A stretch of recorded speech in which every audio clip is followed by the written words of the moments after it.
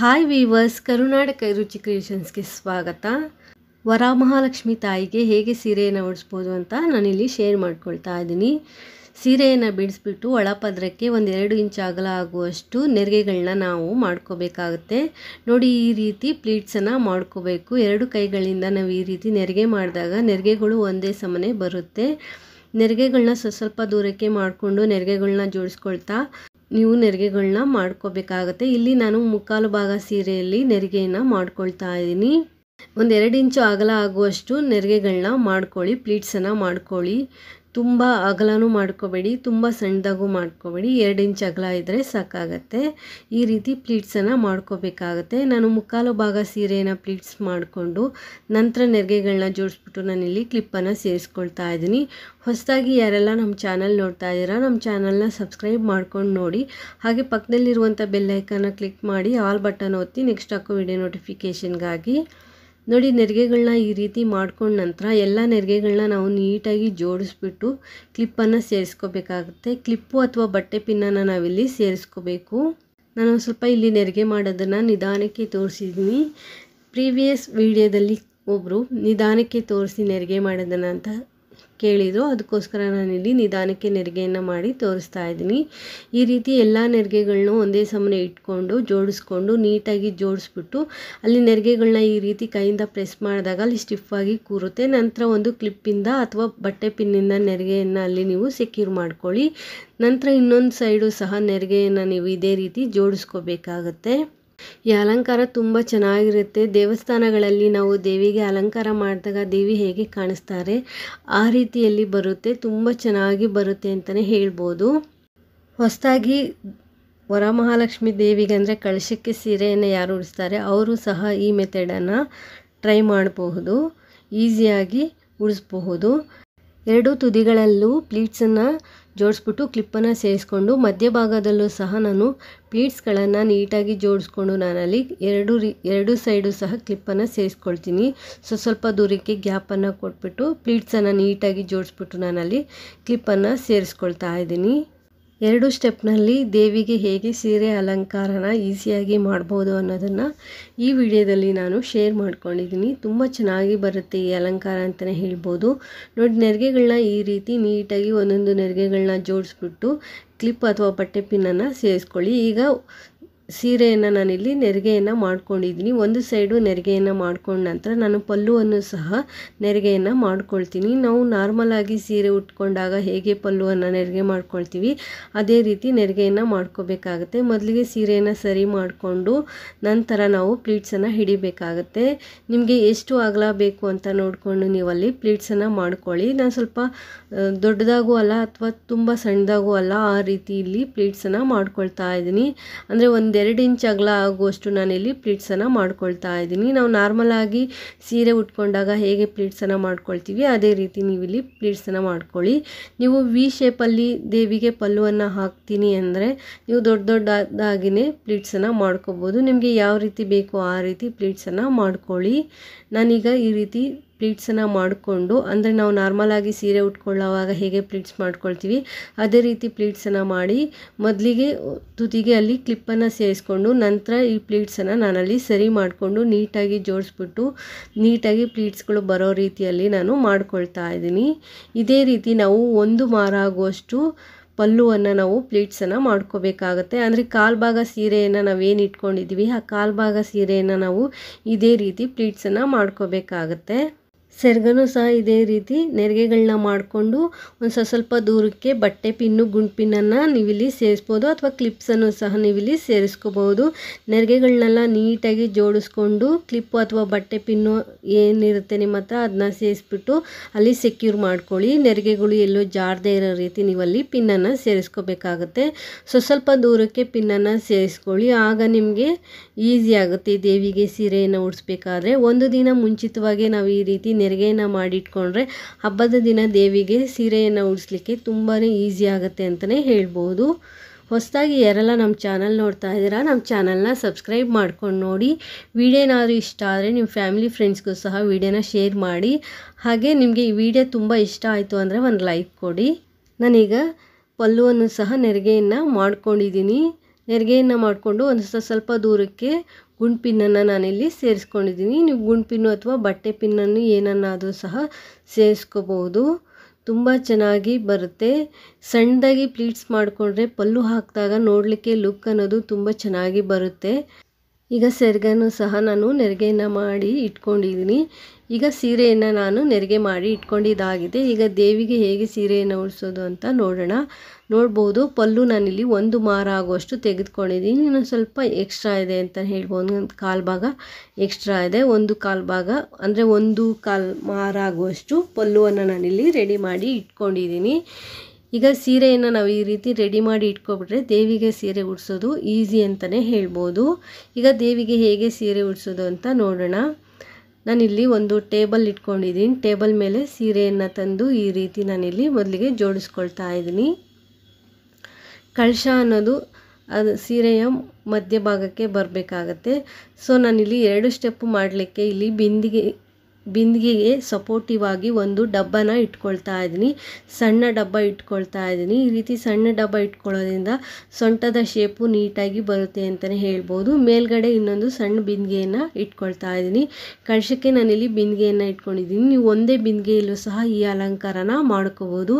ನೋಡಿ ಈ ರೀತಿ 2 ಸ್ಟೆಪ್ಪು ಬರೋ ರೀತಿ ಪಿನ್ನನ್ನು ಸೇರಿಸ್ಬಿಟ್ಟು ನೀವಿಲ್ಲಿ ಈ ಅಲಂಕಾರನ ಮಾಡ್ಕೋಬಹುದು. ಬಟ್ ಸೊಂಟಕ್ಕೆ ಒಂದು ಶೇಪ್ ಕೊಡಲಿಕ್ಕೋಸ್ಕರ ನಾನಿಲ್ಲಿ ಚಿಕ್ಕದು ಒಂದು ಡಬ್ಬನ ಇಟ್ಕೊಂಡು ಅದರಲ್ಲಿ ಅಕ್ಕಿಯನ್ನು ತುಂಬಿಸಿ ಇಟ್ಕೊಂಡಿದ್ದೀನಿ. ಅಕ್ಕಿಯನ್ನು ತುಂಬಿಸಿ ಇಟ್ಕೊಂಡು ಆ ಡಬ್ಬ ಮೇಲೆ ಈ ರೀತಿ ಬಿಂದಿಗೆಯನ್ನು ಇಟ್ಬಿಟ್ಟು ಸೆಲ್ಲೋ ಟೇಪಿಂದ ನಾನಿಲ್ಲಿ ಸೆಕ್ಯೂರ್ ಮಾಡ್ಕೊಳ್ತಾ ಇದ್ದೀನಿ. ಸೊಂಟ ಸಣ್ಣದಾಗಿ ಶೇಪ್ ಬರಲಿಕ್ಕೆ ಅಂತ ನಾನಿಲ್ಲಿ ಕೆಳಗಡೆ ಒಂದು ಡಬ್ಬನ ಇಟ್ಕೊಂಡಿದ್ದೀನಿ. ಆ ಸೈಜ್ದು ಯಾವುದಾದ್ರೂ ಒಂದು ಡಬ್ಬ ಇಟ್ಕೊಂಡು ಅದರಲ್ಲಿ ಅಕ್ಕಿ ಅಥವಾ ಕಾಳುಗಳು ಏನಾದರೂ ನೀವು ತುಂಬಿಸಿ ಕೆಳಗಡೆ ಸ್ವಲ್ಪ ಅದು ಗ್ರಿಪ್ಪಾಗಿ ಕೂರಬೇಕು. ನಂತರ ಡಬಲ್ ಸೈಡ್ ಟೇಪಿಂದ ನಾನಿಲ್ಲಿ ಸೆಕ್ಯೂರ್ ಮಾಡ್ಕೊಳ್ತಾ ಇದ್ದೀನಿ. ಡಬಲ್ ಸೈಡ್ ಟೇಪು ಅಥವಾ ಸೆಲ್ಲೋ ಟೇಪಿಂದ ಬಿಂದಿಗೆ ಮತ್ತು ಡಬ್ಬನ ನೀವು ಸೆಕ್ಯೂರ್ ಮಾಡ್ಕೊಳ್ಳಿ. ನಂತರ ನಾನಿಲ್ಲಿ ದೇವಿಗೆ ಸೀರೆಯನ್ನು ಹೇಗೆ ಉಡಿಸೋದು ಅಂತ ತೋರಿಸ್ತಾ ಇದ್ದೀನಿ. ಒಂದು ದಪ್ಪದ ಪಿನ್ನನ್ನು ತೆಗೆದುಕೊಳ್ಳಿ. ಬಟ್ಟೆ ಪಿನ್ನನ್ನು ತೆಗೆದುಕೊಂಡು ಮೊದಲಿಗೆ ಒಂದು ಸೈಡು ಪೂರ್ತಿಯಾಗಿ ನೆರಿಗೆಗಳನ್ನ ಜೋಡಿಸ್ಕೊಂಡು ಪಿನ್ನನ್ನು ಸೇರಿಸ್ಕೊಂಡು ನಂತರ ಇನ್ನೊಂದು ಸೈಡ್ ಆಪೋಸಿಟಲ್ಲಿ ಇರುವಂತಹ ನೆರಿಗೆಗಳನ್ನ ಸಹ ಇದೇ ರೀತಿ ನೀವು ಜೋಡಿಸ್ಬಿಟ್ಟು ಪಿನ್ನನ್ನು ಸೇರಿಸ್ಬಿಟ್ಟು ಸೆಕ್ಯೂರ್ ಮಾಡ್ಕೋಬೇಕಾಗತ್ತೆ. ಅಲ್ಲಿ ಒಂದು ಲಾಕ್ ಮಾಡ್ಕೋಬೇಕು. ನೀವು ದಾರದಿಂದನೂ ಸಹ ಸೂಜಿ ಮತ್ತು ದಾರ ತಗೊಂಡು ಪೋಣಿಸ್ಬಿಟ್ಟು ಅದನ್ನೊಂದು ನಾಟ್ ಹಾಕ್ಕೊಂಡ್ರೆ ಒಂದು ಗಂಟು ಹಾಕ್ಕೊಂಡು ಸೆಕ್ಯೂರ್ ಮಾಡ್ಕೋಬೋದು. ಅಥವಾ ಈ ರೀತಿ ಒಂದು ದಪ್ಪ ಪಿನ್ ತಗೊಂಡು ಎಲ್ಲ ನೆರಿಗೆಗಳನ್ನ ಜೋಡಿಸ್ಬಿಟ್ಟು ಪಿನ್ನನ್ನು ಸೇರಿಸ್ಕೋಬೋದು. ಹಾಗೆ ನಾವು ಟೇಬಲ್ ಮೇಲೆ ಒಂದು ಸ್ವಲ್ಪ ನಮ್ಮ ಕೈ ಇಟ್ಟಾಗ ಜಾಗ ಇರುತ್ತಲ್ಲ ಅಷ್ಟು ಅಗಲ ಜಾಗನ ಬಿಟ್ಬಿಟ್ಟು ಕಳಶನ ಒಂದು ಸ್ವಲ್ಪ ಹಿಂಭಾಗಕ್ಕೆ ಇಟ್ಕೋಬೇಕಾಗತ್ತೆ. ನಂತರ ನಾನಿಲ್ಲಿ ದೇವಿಯ ಕೈಗಳಿಗೆ ಬ್ಲೌಸ್ ಪೀಸಿಂದ ಕವರ್ ಮಾಡ್ಕೊಳ್ತಾ ಇದ್ದೀನಿ.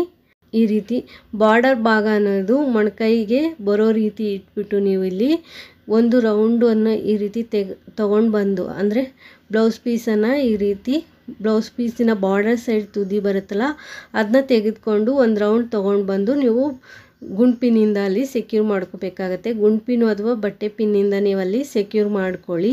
ಅಂದರೆ ಜಾರದೇ ಇರೋ ರೀತಿ ಸೆಕ್ಯೂರ್ ಮಾಡಿಕೊಂಡು ಪಿನ್ಗಳಿಂದ ಲಾಕ್ ಮಾಡ್ಕೊಳ್ಳಿ. ಈ ರೀತಿ ಕೈಗೆ ನಾವು ಬ್ಲೌಸ್ ಹಾಕ್ಕೊಂಡಾಗ ಹೇಗೆ ಕಾಣಿಸುತ್ತೆ ಕೈ, ಆ ರೀತಿ ದೇವಿಯ ಕೈಗಳಿಗೆ ನಾವು ಬ್ಲೌಸ್ ಪೀಸಿಂದ ಕವರ್ ಮಾಡ್ಕೋಬೇಕಾಗತ್ತೆ. ನೀವಿಲ್ಲಿ ಸೀರೆಯ ಬ್ಲೌಸ್ ಪೀಸನ್ನೇ ತೆಗೆದುಕೋಬಹುದು ಅಥವಾ ಬೇರೆ ಬ್ಲೌಸ್ ಪೀಸನ್ನು ಯೂಸ್ ಮಾಡ್ಕೊಳ್ತೀನಿ ಅಂದರೆ 1 ಮೀಟ್ರ್ ಆಗೋಷ್ಟು ಬ್ಲೌಸ್ ಪೀಸನ್ನು ತೆಗೆದುಕೊಳ್ಳಿ. ನಾನು ತಗೊಂಡಿರೋ ಅಂಥದ್ದು 75 ಮೀಟರ್ ಬರುತ್ತಲ್ಲ ಆ ಬ್ಲೌಸ್ ಪೀಸನ್ನು ನಾನಿಲ್ಲಿ ತೆಗೆದುಕೊಂಡಿದ್ದೀನಿ. ಇದು ಸೀರೆಯ ಬ್ಲೌಸ್ ಪೀಸ್ ಅಲ್ಲ, ಸೀರೆಗೆ ಮ್ಯಾಚ್ ಆಗುವಂಥ ಬ್ಲೌಸ್ ಪೀಸನ್ನು ತಗೊಂಡು ನಾನಿಲ್ಲಿ ದೇವಿಯ ಕೈಗಳನ್ನ ಕವರ್ ಮಾಡ್ಕೊಳ್ತಾ ಇದ್ದೀನಿ. ದೇವಿಯ ಕೈಗಳಿಗೆ ನೀಟಾಗಿ ಬ್ಲೌಸ್ ಪೀಸಿಂದ ಕವರ್ ಮಾಡ್ಕೊಳ್ಳಿ. ನೋಡಿ ಈ ರೀತಿ ಕಾಣಿಸ್ಬೇಕಾಗತ್ತೆ. ಒಂದು ಫೋಲ್ಡನ್ನು ಮಾಡಿಕೊಂಡು ಬಾರ್ಡರ್ ಕಾಣುವ ರೀತಿ ನೀವು ಈ ರೀತಿ ದೇವಿಯ ಕೈಗಳನ್ನ ಬ್ಲೌಸ್ ಪೀಸಿಂದ ಕವರ್ ಮಾಡ್ಕೊಳ್ಳಿ. ನೋಡಿ ಈ ರೀತಿ ಕಾಣಿಸುತ್ತೆ. ಈಗ ಬ್ಲೌಸ್ ಪೀಸಿಂದ ದೇವಿಯ ಕೈಗಳನ್ನ ಸಹ ನಾನಿಲ್ಲಿ ಕವರ್ ಮಾಡ್ಕೊಂಡಿದ್ದೀನಿ. ಮೊದಲಿಗೆ ನಾನಿಲ್ಲಿ ದೇವಿಗೆ ಬ್ಲೌಸ್ ಪೀಸನ್ನು ಹಾಕ್ಕೊಳ್ತಾ ಇದ್ದೀನಿ. ಅಂದರೆ ಕೈಗಳನ್ನ ಮೊದಲು ಫಿಕ್ಸ್ ಮಾಡಿಕೊಂಡು ನಂತರ ನಾನು ಬ್ಲೌಸನ್ನು ಅಂದರೆ ಸ್ಯಾರಿಯನ್ನು ಉಡಿಸ್ತೀನಿ. ನೋಡಿ ಈ ರೀತಿ ಕಡ್ಡಿಯ ಮೇಲ್ಗಡೆಯಿಂದ ತೊಗೊಂಬಂದು ನೀವು ಹೀಗೆ ಹಾಕ್ಬೋದು.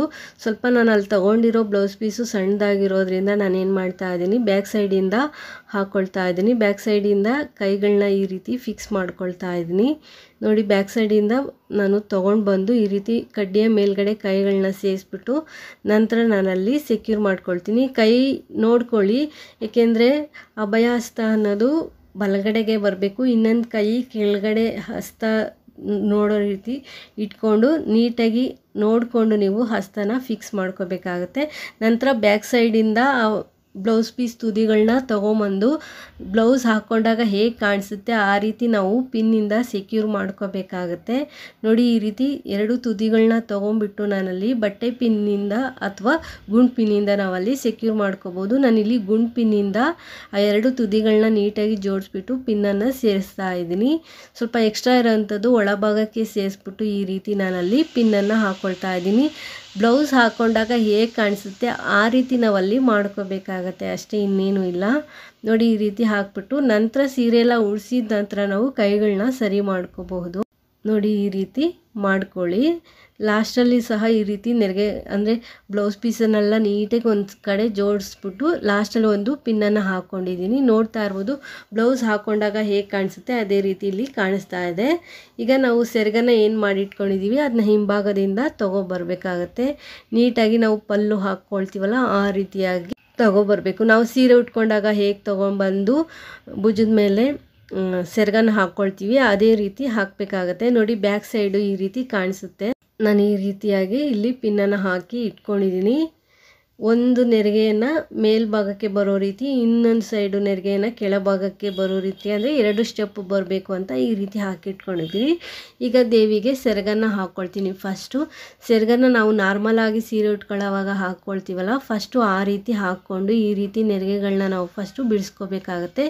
ನೀವು ಒಂದೇ ಸೈಡ್ಗೆ ಈ ರೀತಿ ಸೆರಗನ್ನು ಹಾಕ್ಬೋದು ಅಥವಾ ಆ ಸೆರಗನ್ನು ತೊಗೊಂಬಂದು ಮುಂಭಾಗಕ್ಕೂ ಸಹ ಹಾಕ್ಬೋದು. ನೋಡಿ, ಈ ರೀತಿಯಲ್ಲೂ ಸಹ ನೀವು ಹಾಕ್ಬೋದು. ನಿಮಗೆ ಯಾವ ರೀತಿ ಹಾಕಿದಾಗ ಚೆನ್ನಾಗಿ ಕಾಣಿಸುತ್ತೆ ಅಂತ ನೋಡಿಕೊಂಡು ನೀವು ಇಲ್ಲಿ ಸೆರಗನ್ನು ಹಾಕ್ಬೋದು. ನಾನು ಮೊದಲಿಗೆ ಈ ರೀತಿ ಹಾಕಿ ನಂತರ ಆ ಸೆರಗನ್ನು ಮುಂಭಾಗಕ್ಕೆ ತೊಗೊಂಬಂದು ಇನ್ನೊಂದು ಭುಜದ ಮೇಲೆ ತೊಗೊಂಬಂದು ಅದು ಫ್ರಂಟ್ಗೆ ಬರೋ ರೀತಿ ಮಾಡ್ಕೊಳ್ತೀನಿ. ಅದಕ್ಕಿಂತ ಮುಂಚೆ ಇಲ್ಲಿ ನೆರಿಗೆಗಳನ್ನ ಅಂದರೆ ಭುಜದ ಮೇಲೆ ಏನು ನೆರಿಗೆಗಳು ಹಾಕಿರ್ತೀವಿ ಅಂದರೆ ಸೆರಗ ಹಾಕಿರ್ತೀವಿ, ಆ ಸೆರಗಲ್ಲಿ ಬರುವಂಥ ನೆರಿಗೆಗಳನ್ನ ಒಂದು ಅರ್ಧ ಇಂಚ್ ಆಗುವಷ್ಟು ಬಿಡಿಸ್ಬಿಟ್ಟು ಅಲ್ಲಿ ಒಂದು ಪಿನ್ನನ್ನು ನಾನು ಸೇರಿಸ್ಬಿಟ್ಟು ನಂತರ ನಾನಿಲ್ಲಿ ನೆರಿಗೆಗಳನ್ನ ಈ ರೀತಿ ಜೋಡಿಸ್ಕೊಳ್ತಾ ಇದ್ದೀನಿ. ಸ್ಟೆಪ್ ಬೈ ಸ್ಟೆಪ್ಪು ನೆರಿಗೆಗಳು ಬರಬೇಕು. ನೋಡಿ, ಈ ರೀತಿ ಪಿನ್ನನ್ನು ನಾವಲ್ಲಿ ಹಾಕಬೇಕಾಗತ್ತೆ. ಸ್ಟೆಪ್ ಬೈ ಸ್ಟೆಪ್ಪು ನೆರಿಗೆಗಳು ಬರೋ ಥರ ಮಾಡಿ ನಂತರ ನಾವು ಈ ಕೆಳಗಡೆ ಇರುವಂಥ ಪಿನ್ನನ್ನು ತೆಗಿಬೇಕು. ಅಲ್ಲಿವರೆಗೂ ಪಿನ್ನನ್ನು ಇನ್ನೊಂದು ತೆಗಿಲಿಕ್ಕೆ ಹೋಗಬೇಡಿ. ಸೊಂಟದ ಭಾಗದಲ್ಲಿರುವಂಥ ಕ್ಲಿಪ್ಗಳನ್ನ ನಾನು ರಿಮೂವ್ ಮಾಡ್ಕೊಂಡಿದ್ದೀನಿ. ಫಸ್ಟು ಫ್ರಂಟಲ್ಲಿ ಒಂದು ಸೈಡು ನಾವು ನೆರಿಗೆ ಹಾಕಿರ್ತೀವಿ ಅಂದರೆ ಸೆರಗ ಹಾಕಿರ್ತೀವಲ್ಲ ಅದನ್ನ ಸರಿ ಮಾಡಿಕೊಂಡು ನಂತರ ಅಲ್ಲಿ ಎಕ್ಸ್ಟ್ರಾ ಇರುವಂಥ ಸೆರಗ ಭಾಗವನ್ನು ಮುಂಭಾಗಕ್ಕೆ ತೊಗೊಂಬಂದು ನಾವು ಈ ರೀತಿ ಹಾಕ್ಬೋದು. ನಿಮಗೆ ಯಾವ ರೀತಿ ಹಾಕಿದಾಗ ಚೆನ್ನಾಗಿ ಕಾಣಿಸುತ್ತೆ ಅಂತ ನೋಡಿಕೊಂಡು ನೀವು ಸೆರಗನ್ನು ಹಾಕ್ಕೊಳ್ಳಿ. ನೋಡಿ, ಈ ರೀತಿ ಹಾಕ್ಬೋದು. ಇಲ್ಲಿ ಸಹ ನಾವು ನೆರಿಗೆಯನ್ನು ಬಿಡಿಸ್ಕೋಬೇಕಾಗತ್ತೆ. ಅಲ್ಲೂ ಸಹ ನಾವು ನೆರಿಗೆಯನ್ನು ಸ್ಟೆಪ್ ಬೈ ಸ್ಟೆಪ್ಪು ಮಾಡಿಕೊಂಡು ಸೆರಗಿನ ತುದಿಯಲ್ಲಿರುವಂತಹ ಕ್ಲಿಪ್ಪನ್ನು ರಿಮೂವ್ ಮಾಡ್ಕೋಬೇಕಾಗತ್ತೆ.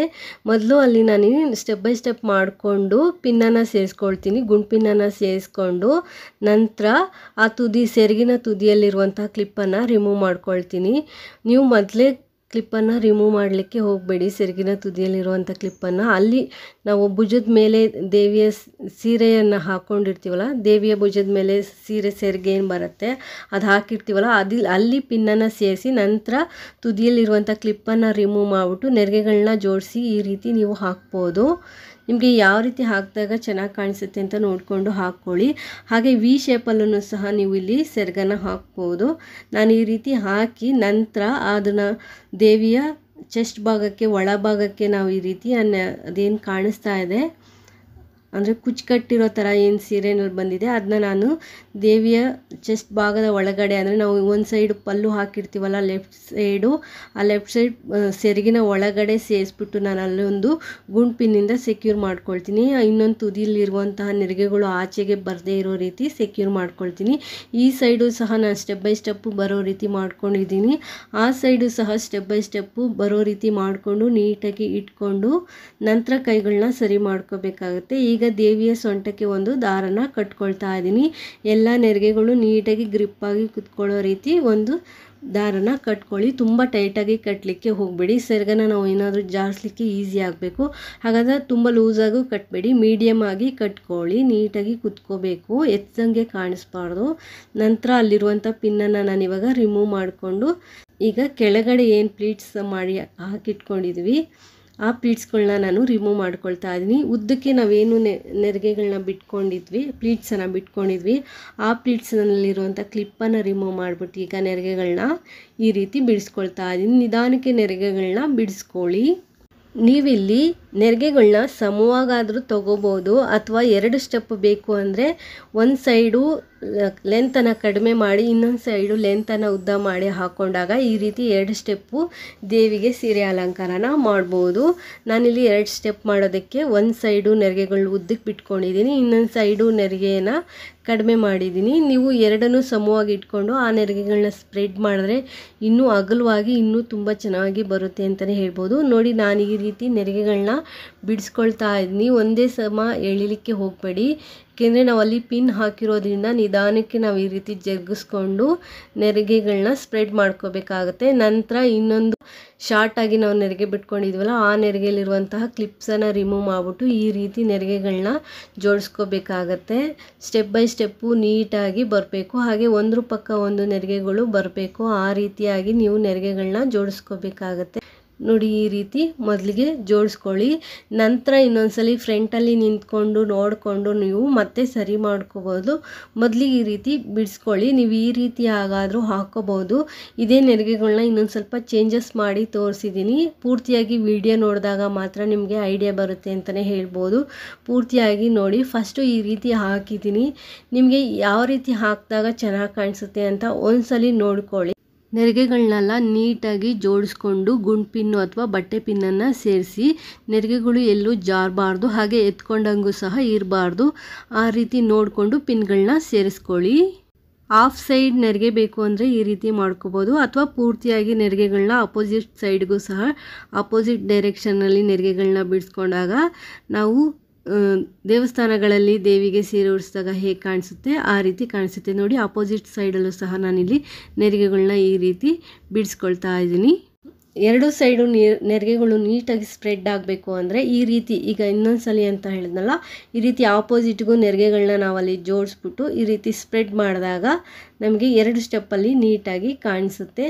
ಅಲ್ಲಿ ಒಂಚೂರು ಗ್ಯಾಪ್ ಇದ್ದಂಗೆ ಅಲ್ಲ ಸೀರೆದು, ಅದನ್ನು ನೀವು ಹೂವಿನ ಹಾರ ಹಾಕಿದಾಗ ಕವರ್ ಆಗುತ್ತೆ ಅಂತಲೇ ಹೇಳ್ಬೋದು. ನೋಡಿ, ಈ ರೀತಿ ಕಾಣಿಸ್ತಾ ಇದೆ 2 ಸ್ಟೆಪ್ಪಲ್ಲಿ ದೇವಿಯ ಅಲಂಕಾರ ಅನ್ನೋದು. ಹೂಗಳಿಂದ ನೀವು ಅಲಂಕಾರ ಮಾಡಿದಾಗ ಈ ಅಲಂಕಾರ ಅನ್ನೋದು ತುಂಬ ಹೈಲೈಟಾಗಿ ಕಾಣಿಸುತ್ತೆ ಅಂತಲೇ ಹೇಳ್ಬೋದು. ನೋಡಿ, ಈ ರೀತಿ ನೀವು ಅಲಂಕಾರನ ಮಾಡ್ಕೋಬೋದು 2 ಸ್ಟೆಪ್ಪಲ್ಲಿ ಮಾಡ್ತೀನಿ ಅನ್ನೋರು. ಈಗ ನೆರಿಗೆಗಳನ್ನೆಲ್ಲ ನೀಟಾಗಿ ಸ್ಪ್ರೆಡ್ ಮಾಡಿದಂಥ ದೇವಿಯ ಸೊಂಟಕ್ಕೆ ಡಾಬು ಮತ್ತು ಒಡವೆಗಳಿಂದ ದೇವಿಯನ್ನು ಅಲಂಕರಿಸಿ, ನಿಮ್ಮ ಶಾಸ್ತ್ರದ ಪ್ರಕಾರ ನೀವೇನು ಕಳಶಕ್ಕೆ ಹಾಕ್ತೀರಾ ನೀರು ಅವನ್ನೆಲ್ಲ ಹಾಕಿ ದೇವಿಯನ್ನು ಮುಖವನ್ನು ಏರಿಸಿ ಪೂರ್ತಿಯಾದ ಅಲಂಕಾರ ಆದ ನಂತರ ನೀವಿಲ್ಲಿ ನೋಡ್ತಾ ಇರ್ಬೋದು ಹೇಗೆ ಈ ಅಲಂಕಾರ ಅನ್ನೋದು ಕಾಣಿಸ್ತಾ ಇದೆ ಅನ್ನೋದು. ತುಂಬ ಚೆನ್ನಾಗಿ ಕಾಣಿಸ್ತಿದೆ ಅಲಂಕಾರ, ತುಂಬ ಬ್ಯೂಟಿಫುಲ್ ಆಗಿದೆ ಅಂತಲೇ ಹೇಳ್ಬೋದು. ನೋಡ್ಬೋದು ಎಷ್ಟು ಚೆನ್ನಾಗಿ ಕಾಣಿಸ್ತಾ ಇದೆ ಅಂತ.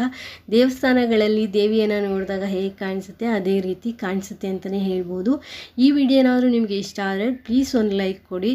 ಹೊಸದಾಗಿ ಯಾರೆಲ್ಲ ನಮ್ಮ ಚಾನಲ್ ನೋಡ್ತಾ ಇದ್ದೀರಾ ಚಾನಲ್ನ ಸಬ್ಸ್ಕ್ರೈಬ್ ಮಾಡ್ಕೊಂಡು ನೋಡಿ. Thanks for watching this video.